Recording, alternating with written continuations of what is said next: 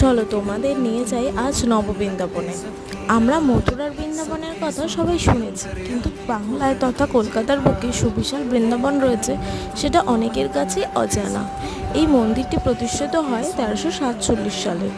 এই মন্দিরটির পাশে আছে নাট মন্দির এবং আছে সুসজ্জিত বাগান, যেখানে আছে কলা গাছ, কাঁঠাল গাছ, আম গাছ, আরও বিভিন্ন ধরনের গাছ। এখানে বড় করে রথযাত্রা উৎসব এবং দুর্গোৎসব পালন করা হয়। এই মন্দিরের অন্যতম উৎসব হলো অন্নকূট উৎসব। ওই দিন 350-রও বেশি ভোগ অর্পণ করা হয় ভগবানের কাছে। অন্ন মানে ভাত আর কূট মানে পর্বত। অন্নের পর্বতের ওপর বিরাজ করেন শ্রীকৃষ্ণ। উত্তর কলকাতায় এত সুন্দর ও শান্ত জায়গা আছে যা কখনো কল্পনাও করিনি। রাধে রাধে। চলো তোমাদের নিয়ে যাই আজ নববৃন্দাবনে। আমরা মথুরার বৃন্দাবনের কথা সবাই শুনেছি,